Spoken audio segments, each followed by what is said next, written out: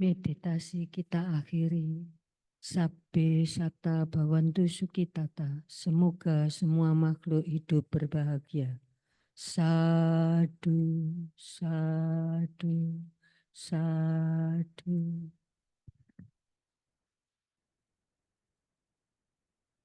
Untuk selanjutnya, marilah kita berbuat kebajikan satu lagi dengan mendengarkan Dhamma Desana yang akan disampaikan oleh Atasilani Santuti Darini.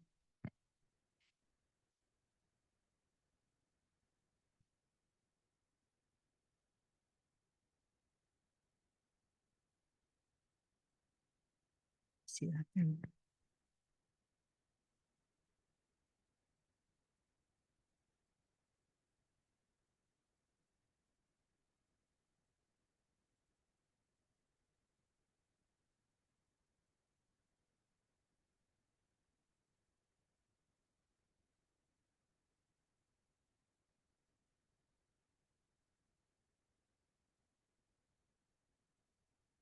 Ya, marilah bersama-sama kita merangkapkan kedua belah tangan di depan dada seraya menjunjung Guru Agung Buddha Gautama. Namo tassa bhagavato arahato sama sambuddhassa. Namo tassa bhagavato arahato sama sambuddhassa. Namo tassa bhagavato arahato sama sambuddhassa. Atana wakatang papang, atana sangkilisati, atana akatang papang, atana wawisujati, sudi asudi pacatang, nanyo anyang wisudhayeti. Terpujilah Sang Bhagawa yang Maha Suci, yang telah mencapai penerangan sempurna. Terpujilah Sang Bhagawa yang Maha Suci, yang telah mencapai penerangan sempurna. Terpujilah Sang Bhagawa yang Maha Suci, yang telah mencapai penerangan sempurna. Oleh diri sendiri kejahatan dilakukan, oleh diri sendiri seseorang menjadi suci. Suci atau tidak suci tergantung pada diri sendiri. Tak seorang pun yang dapat mensucikan orang lain. Dikutip dari Dhammapada Attawagga, syair ke-165. Ya, sebelumnya selamat pagi. Ya, terimalah salam kasih dalam Dhamma, Namo Buddhaya. Ya, sungguh berbahagia sekali pada pagi yang cerah ini. Kita semua, Bapak, Ibu, dan saudara-saudara sedama bisa berkumpul di ruangan Dhammasala ini dengan juga melakukan perbuatan baik melalui ucapan, pikiran, dan perbuatan. Nah, ini juga tadinya juga melakukan perbuatan baik melalui ucapan dengan bacakan parita-parita suci, suta maupun gata, dan juga dibacakan artinya juga ya tadi. Jadi sehingga dapat mengetahui arti dalam parita suci tersebut. Dan kemudian ditambah lagi yang keduanya adalah perbuatan baik melalui pikiran dengan mengembangkan cinta kasih. Nah, tentunya lebih lengkap lagi dengan melakukan perbuatan baik dengan mendengarkan ceramah Dhamma yang akan saya sampaikan. Ya, pada pagi hari ini juga sebelum saya menyampaikan ceramah saya, tentunya saya ingin memperkenalkan diri terlebih dahulu kepada Bapak, Ibu, dan saudara-saudara sekalian. Ya, perkenalkan, nama saya adalah Atasilani Santuti Darini. Ya, nama saya Santuti Darini yang memiliki arti ia yang memiliki kepuasan. Ya, seperti itu. Nah, juga hal yang terpenting juga pada pagi hari ini adalah yang namanya kesehatan ya Bapak Ibu sekalian. Karena apa? Bila kita tidak sehat, maka kita juga tidak bisa melakukan perbuatan baik. Contohnya saja perbuatan baik yang telah Bapak, Ibu, dan saudara-saudara sudah melakukan hari ini. Dengan melakukan perbuatan bajik seperti membacakan parita dan juga melatih meditasi dan ditambah lagi dengan mendengarkan ceramah dhamma. Ya, pada pagi yang cerah ini saya membawakan tema ceramah. Ini mungkin juga dapat kita dengar dalam kehidupan sehari-hari, yaitu mengenai pengelolaan keuangan yang bijak. Nah, di sini saya mengambil judul Mencapai Kebahagiaan dan Kesejahteraan Melalui Pengelolaan Keuangan yang Bijak. Nah, ini merupakan judul ceramah yang akan saya sampaikan. Nah, pada kehidupan sehari-hari tentunya semuanya manusia melakukan yang namanya perbuatan. Perbuatan itu juga melakukan kegiatan-kegiatan. Nah, perbuatan ini bisa dilakukan dengan berbuat baik dan juga berbuat buruk. Nah, bila mana kita mengembangkan perbuatan baik, maka kita juga akan dapat memiliki karma yang baik. Nah, sebaliknya, bila mana kita melakukan perbuatan yang buruk, maka kita juga akan dapat menerima karma yang buruk. Nah, contohnya saja pada perilaku konsumtif. Apakah dari Bapak, Ibu, dan saudara-saudara sedama mengetahui apa itu perilaku konsumtif? Belum tahu ya? Ya, perilaku konsumtif adalah perilaku yang dimana terlalu mengonsumsi barang atau jasa dengan secara berlebihan. Nah, ini juga harus perlu dikembangkan untuk memiliki kesadaran untuk tidak melakukan perilaku konsumtif tersebut. Nah, contohnya saja kita bisa ambil seperti saja. Nah, hari ini kan bulan 9 dan juga bertepatan besok tanggal 9. Yang dimana terkadang itu di beberapa e-commerce atau toko atau penjualan yang lainnya yang ada di sosial media itu melakukan yang namanya 9.9. Pasti Bapak Ibu ini pernah mendengarkannya atau juga pernah mengikuti yang namanya 9.9 ini. Nah, yang dimana di sana juga akan membuka yang namanya diskon besar-besaran. Nah, biasanya Bapak Ibu sekalian ini yang melihat, wah ada diskon nih, ini. Saya bisa membelinya karena pada hari itu harganya kebanting seperti itu, seperti bisa diskon 70% dan juga kadang bisa diskon juga 90%. Nah, pada untuk mendapatkan harga yang murah tersebut, kadang Bapak, Ibu, atau saudara-saudara sedama kayak tergiur untuk membelinya. Dan juga seperti cepet-cepetan begitu. Nanti saya harus sampai dapat barang tersebut untuk saya miliki, seperti itu. Nah, dan juga terkadang perilaku konsumtif ini bisa dicontohkan seperti Bapak Ibu tahu ya, yang diposting seperti kayak artis-artis atau selebgram begitu, mereka mempunyai barang-barang yang mahal. Dan juga mereka juga dalam bisa membeli barang-barang yang kita juga tidak bisa beli seperti itu, yang di luar kemampuan kita seperti membeli tas-tas mahal yang harganya puluhan juta, dan juga membeli mobil-mobil mahal seperti itu, dan itu kadang di-post di seperti Instagram, TikTok, dan lain sebagainya. Dan terkadang orang yang melihatnya itu tergiur begitu, seperti ingin memiliki seperti itu.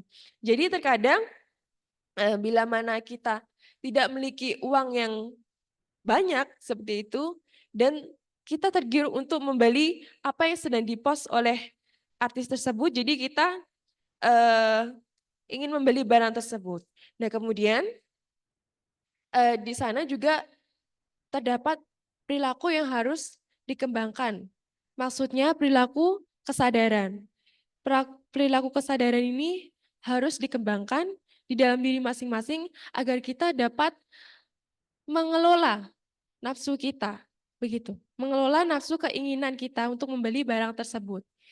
Ya, seperti contohnya saja pada 9.9 yaitu besok juga bertepatan akan juga diadakan di berbagai e-commerce pasti diadakan yang namanya diskon. Dan di sana terkadang orang yang melihat diskon tersebut tergiur untuk membelinya. Terkadang juga yang dibeli ini tidak hanya satu, tetapi banyak sekali. Nah, di sana juga kita semua juga harus memiliki kesadaran. Karena kita juga harus mengetahui apa itu keinginan dan kebutuhan. Terkadang manusia itu berlarut-larut tenggelam pada keinginan saja dan bukan kebutuhan. Padahal yang paling utama adalah memenuhi yang namanya kebutuhan. Karena kebutuhan ini pastinya kita membutuhkan seperti di keseharian. Kalau bila keinginan itu kita contohnya saja melihat gitu, oh saya tertarik pada barang tersebut, saya ingin memilikinya. Itu merupakan contoh dari pada keinginan. Nah bila kebutuhan, nah bila di mana saat kita butuh gitu. Contohnya saja kita kan tiap hari pastinya makan dan juga terkadang ibu-ibu itu juga memasak di dapur dan terkadang itu melihat gitu kebutuhannya apa saja gitu, kekurangannya di dapur tuh ada apa saja gitu. Nanti kebutuhan-kebutuhan tersebut baru dibelikan di pasar atau di toko. Nah, itu merupakan kebutuhan. Nah, jadi kita harus juga mengutamakan yang namanya kebutuhan. Karena kebutuhan ini pasti dapat kita lihat di kehidupan sehari-hari itu pasti kita akan mengetahuinya. Butuh apa, ingin beli apa, seperti itu. Dan juga harus membatasi yang namanya keinginan. Nah, bila saja Bapak, Ibu, saudara-saudara sedama memiliki keinginan untuk membeli suatu barang, nah juga melihat bahwa saya punya uang yang misalnya saya punya uang yang lebih, maka saya bisa untuk membeli keinginan yang apa yang saya inginkan. Seperti itu contohnya. Nah, itu merupakan daripada contoh dari perilaku konsumtif yang harus kita imbangi dengan kesadaran. Kesadaran ini merupakan kesadaran untuk memiliki perilaku untuk menjaga nafsu, agar tidak melakukan perilaku yang pemborosan seperti itu untuk membeli barang atau jasa. Nah, juga tadi saya juga menyampaikan seperti itu dari Dhammapada syair ke-165 yang dimana di dalam Dhammapada tersebut juga terdapat latar belakang yang menjadi landasan munculnya syair tersebut. Nah, saya akan menceritakan latar belakang daripada Dhammapada Tawaga syair ke-165. Ya, di mana tatkala ada upasaka yang bernama Culakala. Nah, upasaka Culakala ini selalu pergi ke Wihara Jeta untuk bermalam, yang dimana beliau ini selalu pergi ke Wihara Jeta untuk melakukan puja bakti uposata bulan gelap maupun terang. Jadi upasaka Culakala ini berdiam di Wihara Jeta saat besoknya ingin mendengarkan ceramah Dhamma dari Sang Buddha. Nah, pada keesokan harinya, pada waktu itu upasaka Culakala hendak membasuh mukanya atau mencuci muka di dekat kolam Jetawana. Nah, di sana ia sedang membasuh mukanya. Nah, di waktu yang sangat bersamaan sekali, ada beberapa pencuri. Nah, pencuri ini sedang berlari dan kemudian meletakkan barang curiannya di samping upasaka Culakala tanpa sepengetahuan dari upasaka Culakala tersebut. Nah, di sana setelah pencuri tersebut meletakkan barang curiannya, kemudian ia lari, kabur, meninggalkan barangnya tersebut. Nah, di sana upasaka Culakala belum mengetahui bahwa kalau ada sebekas barang yang bukan miliknya yang ditinggalkan di sampingnya. Nah, Kemudian, dan pada waktu tersebut ada pemilik barang tersebut. Ini pemilik barangnya ini seorang bapak-bapak ya, Bapak Ibu sekalian. Jadi bapak-bapak tersebut itu tiba-tiba memukuli Upasaka Culakala. Nah, di sana Upasaka Culakala bingung loh, kenapa saya dipukuli? Padahal saya tidak berbuat apa-apa. Tetapi dia sudah berusaha menjelaskan bahwa saya tidak berbuat apa-apa, Pak, begitu. Saya tidak mengambil barang Bapak atau mencuri barang Bapak. Tetapi pemilik dari barang tersebut pun tidak mempercayai ucapan Upasaka Culakala. Nah, di sana Upasaka Culakala tetap digebukin oleh bapak tersebut. Nah, pada waktu bersamaan di sana ada pelayan-pelayan wanita yang hendak mengambil air di kolam wihara Jeta. Nah, pelayan-pelayan wanita tersebut menghampiri mereka berdua yang sedang eh, yang satunya membela dirinya, yang satunya bapaknya itu mengira kalau Upasaka Culakala seorang pencuri, dan kemudian pelayan tersebut mendatangi mereka. Nah, di sana pelayan tersebut mengatakan bahwa pelayan tersebut mengingat pencurinya. Nah, pencurinya ini telah meninggalkan barangnya di samping Upasaka Culakala agar dia dapat melarikan diri. Dan kemudian pemilik dari barang tersebut pun mengira kalau Upasaka Culakala telah mencuri barangnya. Nah, di sana pelayan-pelayan tersebut, maksud saya, menjelaskan kejadiannya dan mereka menyatakan kalau Upasaka Culakala ini tidak bersalah gitu. Kami melihat pencurinya telah meninggalkan barang Bapak di sini dan kemudian melarikan diri. Dan kemudian dari penjelasan pelayan-pelayan tersebut, pemilik dari barang tersebut atau bapak-bapak tersebut mempercayai ucapan pelayan-pelayan tersebut. Nah, kemudian Upasaka Culakala pun dibebaskan.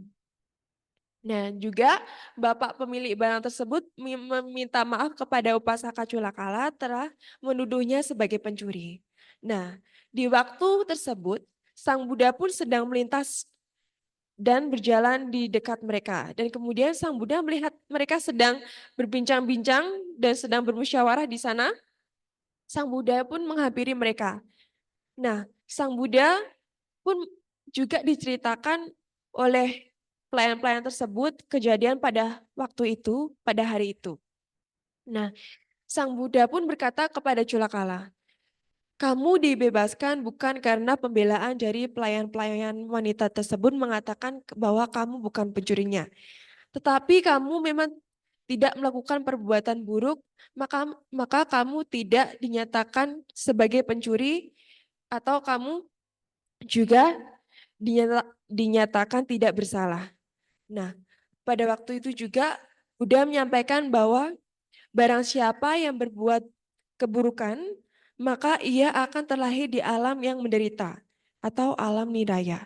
Nah, barang siapa yang melakukan perbuatan bajik, maka ia akan terlahir di alam yang berbahagia, alam surga, atau juga dapat merealisasikan yang namanya nibbana. Nah, pada waktu itu setelah kejadian itu pun berakhir, kemudian Sang Buddha dan juga Upasaka Culakala dan juga pelayan-pelayan tersebut kembali ke wihara dan kemudian Sang Buddha membabarkan syair ke-165. Ya, yang berbunyi dalam bahasa Palinya, Atana wakatang papang, Atana sangkilisati, Atana akatang papang, Atana wawisujati, Sudi asudi pacatang, Nanyo anyang wisudayeti. Yang diartikan dalam bahasa Indonesia, oleh diri sendiri kejahatan dilakukan, oleh diri sendiri seseorang menjadi suci. Suci atau tidak suci tergantung pada diri sendiri. Ya, tak seorang pun yang dapat mensucikan orang lain. Nah, kita bisa ketahui dari Dhammapada syair tersebut setelah berakhirnya Sang Buddha membabarkan Dhammapada ke syair ke-165 tersebut, Upasaka Culakala mencapai tingkat kesucian Sotapati. Ya. Dan di sana kita bisa mengetahui bahwa perbuatan apapun yang kita lakukan, baik ataupun buruk, itu yang hanya dapat mempertanggungjawabkan adalah diri kita sendiri dan bukan orang lain. Seperti itu. Yaitu merupakan latar belakang daripada syair Dhammapada ke-165. Nah, juga pengendalian diri atau indria sangwara ini sangat perlu dikembangkan dalam kehidupan sehari-hari agar apa? Agar perbuatan-perbuatan yang kita lakukan dalam kehidupan sehari-hari ini bisa mendukung seperti itu. Misalnya kalau kita melakukan perbuatan bajik, maka ada kemungkinan seperti halnya diibaratkan dengan kita menanam buah karma baik seperti itu. Maka juga pada saat panen kita juga akan dapatkan buah daripada karma baik tersebut. Nah, juga kita semua Bapak Ibu Saudara-saudara Dhamma harus saling mengembangkan yang namanya indria sangwara atau pengendalian diri di kehidupan ini. Apapun yang kita lakukan harus disertai dengan pengendalian diri atau indria sangwara. Nah, dalam Anguttara Nikaya, Buddha mengajarkan 4 jenis arahan yang harus dihindari. Apakah 4 jenis ini? Yaitu adalah 4 jenis pengeluaran yang harus dihindari oleh orang-orang yang bijaksana. Nah, orang-orang yang bijaksana ini orang-orang yang seperti apa? Ya orang-orang yang menjalankan sila, seperti Bapak Ibu atau Garawasa melakukan 5 sila, seperti itu. Juga pada hari-hari tertentu, pada hari Uposatha, itu juga bisa melakukan yang namanya Atangga Sila. Seperti itu. Dan juga orang-orang bijaksana ini dapat dicontohkan sebagai ya para biku, samanera, tasilani, atau juga umat Garawasa. Nah, di sini 4 jenis ini ada apa saja? Nah, yang pertama itu adalah pengeluaran untuk kecanduan. Nah, yang dalam bahasa palingnya ini ada adicak boga. Dan yang kedua adalah pengeluaran untuk berkeliaran. Yang dalam bahasa palingnya adalah wibanta boga. Dan yang ketiga ada pengeluaran kebiasaan buruk. Yang dalam bahasa palingnya awinyata boga. Dan yang keempat adalah pengeluaran untuk ketidakbijaksanaan. Yang dalam bahasa palingnya disebut dengan apayuka boga. Nah, dari 4 jenis pengeluaran yang tidak bijak ini juga ada beberapa contohnya di dalam jenis-jenis tersebut. Nah, yang pertama aja, yaitu adalah pengeluaran untuk kecanduan atau adicak boga. Ini contohnya apa saja begitu? Yaitu contohnya adalah seperti mengkonsumsi minuman-minuman keras. Seperti itu.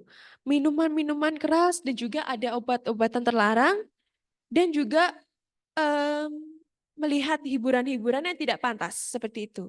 Ini juga sangat jelas sekali tertera pada Pancasila Buddhis, Pancasila ke-5, yaitu adalah panatip. Maksud saya, Surameraya Majapahit maksud saya Pancasila Buddhis sila ke-5, yang dimana artinya adalah aku bertekad melatih diri menghindari minum-minuman mabukan hasil penyulingan atau peragian. Seperti itu. Itu merupakan contoh daripada adicak boga. Nah, yang kedua adalah pengeluaran untuk berkeliaran. Atau dalam bahasa palingnya adalah wibanta boga. Nah, wibanta boga ini contohnya apa saja? Yaitu bisa dicontohkan dengan aktivitas yang tidak produktif. Nah, seperti itu. Aktivitas yang tidak produktif ini seperti saja contohnya saja adalah mencuri. Ya. Atau dalam Pancasila Buddhis itu tertera pada Pancasila yang kedua. Nah, perbuatan mencuri itu juga tidak hanya merugikan orang yang dicuri barangnya, tetapi orang yang mencuri barang tersebut juga akan dapat yang namanya karma buruk. Dan juga itu merupakan perilaku yang seharusnya kita hindari dalam kehidupan sehari-hari. Seperti itu. Dan kemudian yang nomor 3 adalah pengeluaran kebiasaan buruk atau awinya tak boga. Nah, ini apa saja? Nah, ini bisa dicontohkan dengan aktivitas yang tidak bermoral atau juga aktivitas yang melanggar hukum atau sila. Nah, tentunya saja Bapak, Ibu, dan saudara-saudara sedama di sini juga melakukan 5 sila ya. Ya, dalam kehidupan sehari-hari dengan mengembangkan 5 sila dan mengupayakan 5 sila itu tetap terjaga untuk dijalankan di kehidupan kita sehari-hari. Nah, seperti itu. Dan juga di Indonesia ini juga memiliki peraturan hukum yang harus ditaati, dipahami, dan juga diimplikasikan di kehidupan sehari-hari. Yaitu contohnya saja adalah adanya Undang-Undang Dasar, adanya Pancasila, dan juga adanya Bhinneka Tunggal Ika.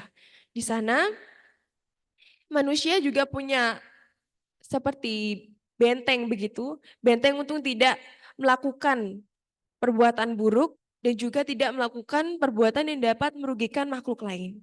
Nah, yang kemudian yang keempat adalah ada pengeluaran untuk ketidakbijaksanaan, yaitu dalam bahasa palingnya adalah apayuka boga. Nah, di sini dicontohkan sebagai berfoya-foya atau menghabiskan uang secara pemborosan. Seperti itu. Ini juga harus dihindari oleh kita semua agar sila atau kehidupan kita bisa menjadi berjaya, maju begitu. Nah, yang kemudian itu merupakan penjelasan dari 4 jenis pengeluaran yang harus dihindari. Ya. Dan kemudian dalam Sigalo Wada Sutta, Buddha juga memberikan nasihat kepada Sigalaka, seorang pengusaha muda, tentang cara mengelola kekayaan yang benar, tentang cara mengelola kekayaan yang bijak juga. Nah, dengan menjadikan ini juga dibagi 4 bagian. Nah, apa saja isinya? Yaitu yang satu bagian untuk kehidupan sehari-hari. Jadi satu bagian untuk kehidupan sehari-hari. Dan 2 bagian untuk modal usaha. Nah, yang satu bagian lagi untuk ditabung. Untuk ditabung ini untuk sebagai cadangan masa yang akan datang. Nah, ini merupakan apa yang telah disampaikan oleh Sang Buddha kepada pemuda Sigalaka.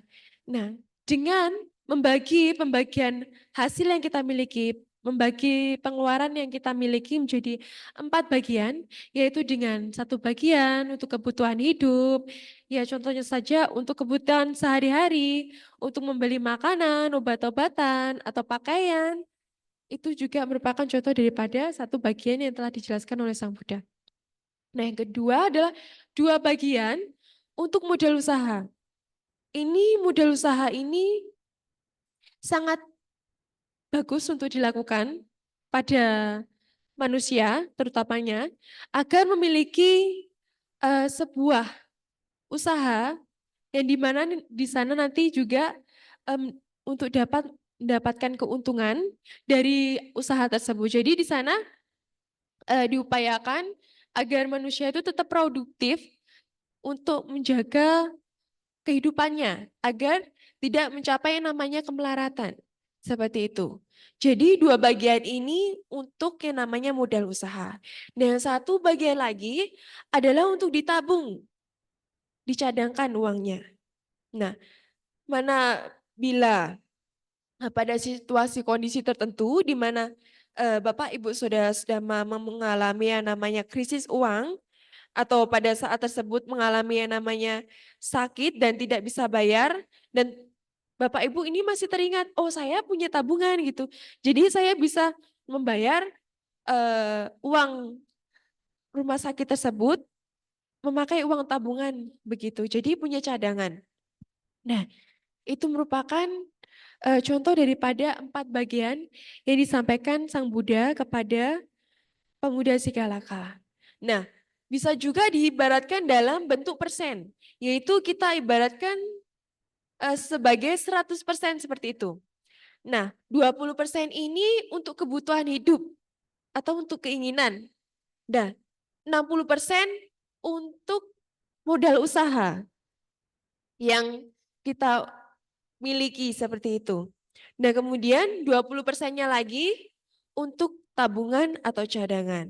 Seperti itu.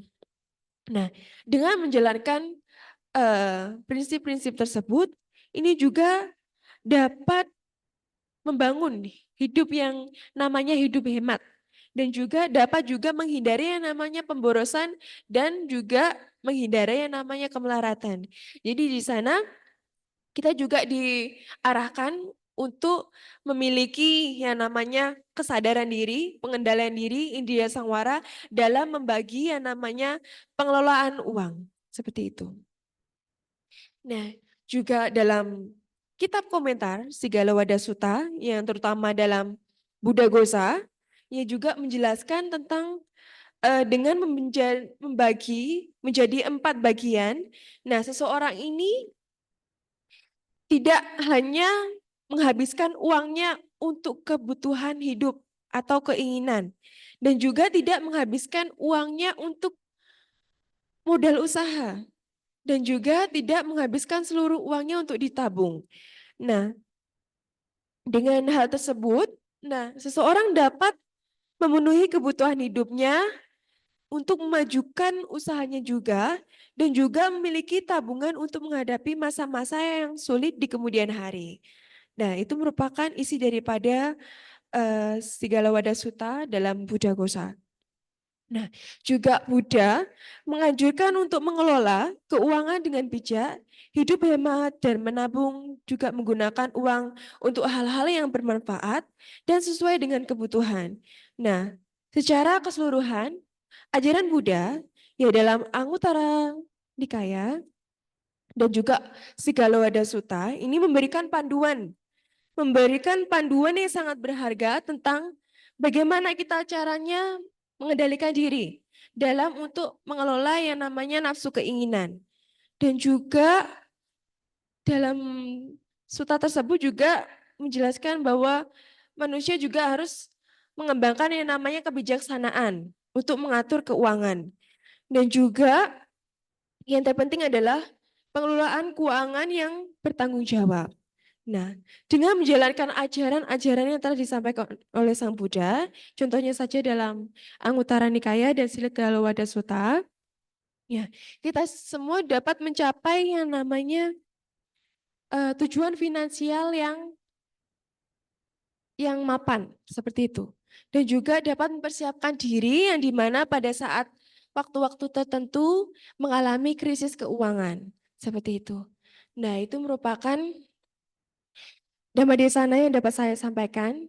Dan demikian, dan semoga saja apa yang saya sampaikan ini bisa dipahami oleh Bapak, Ibu, dan saudara-saudara sedama, dan juga dapat menjadi pengetahuan baru, dan juga dapat diaplikasikan di kehidupan sehari-hari tentang mengenai 4 jenis pengeluaran yang harus dihindari, dan juga tentang 4 bagian yang harus dibagi, seperti itu. Ya, marilah kita semua merangkapkan kedua belah tangan di depan dada, dan juga seraya bersama-sama mengucapkan Sabe Sata Bawantu Sukitata. Semoga semua makhluk hidup berbahagia. Sa, sa, sa. Ya, selamat pagi. Terimalah salam kasih dalam Dhamma. Namo Buddhaya. Namo Buddhaya. Demikian kebajikan yang telah kita laksanakan bersama, mendengarkan Dhammadesana yang disampaikan oleh Atasilani Santuti Hadarini. Mungkin ada pengumuman.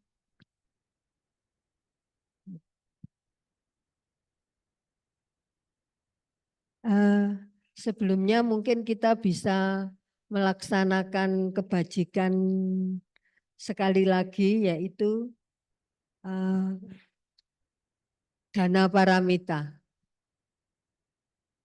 Mari lagi.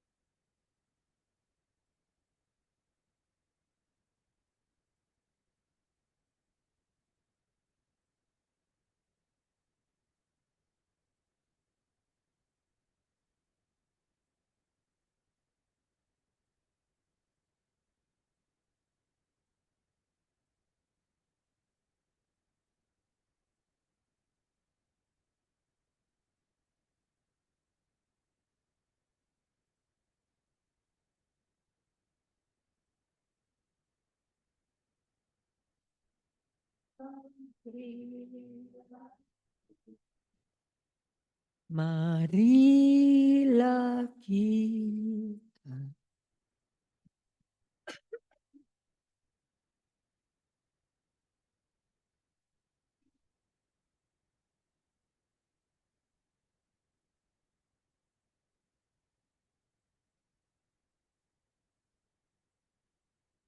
oleh Buddha Mang Suci, berdanalah kita semua dengan hati ikhlas rela. Semoga karma baik kita dirahmati Sang Triratna. Anumodana disampaikan, semoga dana ini berguna bagi kepentingan Dhamma dan membuat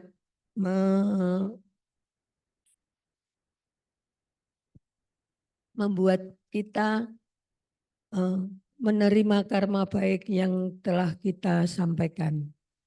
Sadu, sadu, sadu. Mungkin ada pengumuman?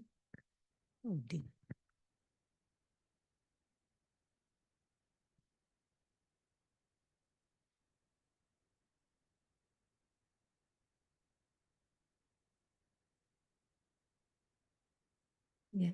Setiap Senin dan Jumat ada jam 18 WIB diadakan chanting yang dipimpin oleh Yang Mulia Ratanawiro. Kemudian setiap Kamis malam jam 19 diadakan latihan meditasi bersama yang biasanya dipimpin oleh Saudara Johan. Mungkin ini yang bisa kami sampaikan. Puja Bakti minggu depan tanggal 15 September 2024 Dhammadesana diisi oleh Samanera. Belum tahu Samanera siapa.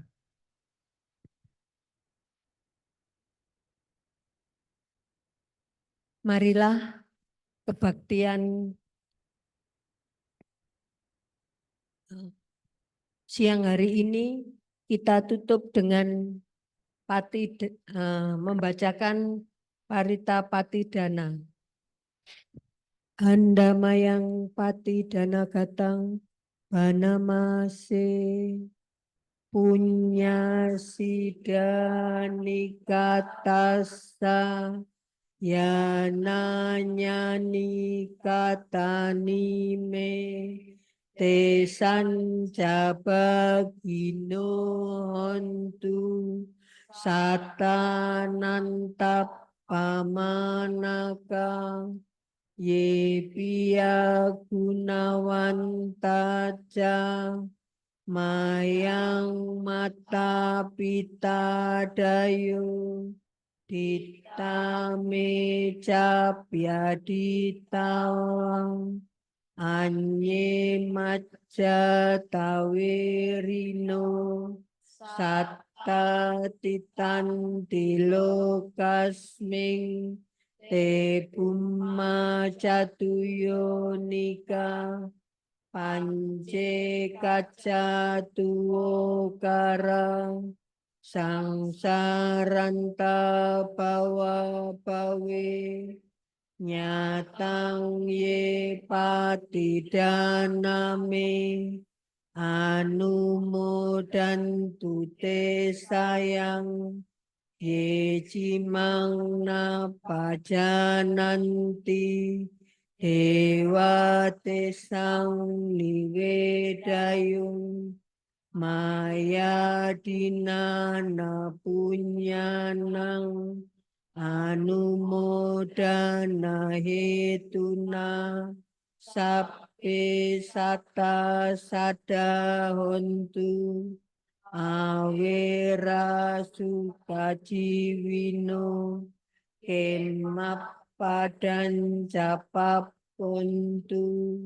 desa sasi jatang subah. Semoga jasa-jasa yang kau lakukan kini atau di waktu yang lain melimpah kepada semua makhluk, tiada batas, tiada hingga, yakni kepada mereka yang kau kasihi, yang berjasa seperti ayah dan ibuku, kepada mereka yang ku kenal ataupun yang tidak, dan kepada mereka yang bersikap netral atau bermusuhan, makhluk-makhluk yang berada di alam semesta, di ketiga alam, keempat jenis kelahiran, terdiri dari 5, 1 ataupun 4 kawasan sanya, yang mengembara di alam besar dan alam kecil. Atas kelimpahan jasaku ini, semoga mereka yang mengetahui turut bersukacita. Bagi mereka yang tidak mengetahui, semoga para dewa memberitahukannya. Berkat turut bersukacita atas jasa-jasa yang kulimpahkan ini. Semoga semua makhluk senantiasa bebas dari permusuhan, serta hidup dalam kebahagiaan. Semoga mereka mendapatkan jalan kedamaian. Semoga cita-cita luhur mereka tercapai. Sadu, sadu, sadu.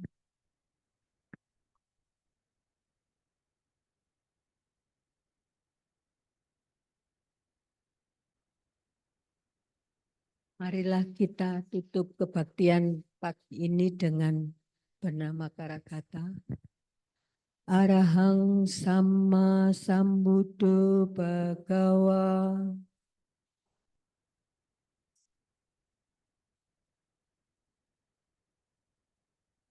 Buddhang Bhagawantang Abhiwademi.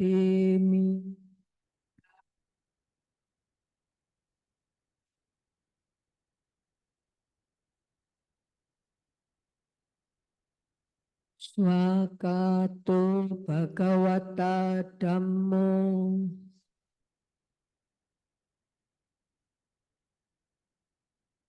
Dhammang namasami.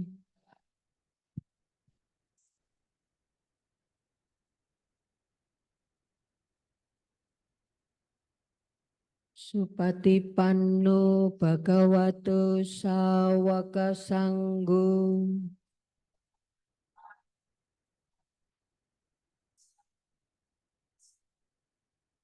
Sanggang namami.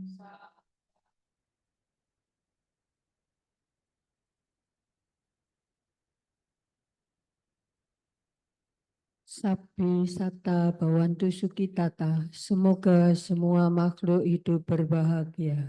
Sadu, sadu, sadu. Tetap bersikap anjali karena atas silani mau meninggalkan tempat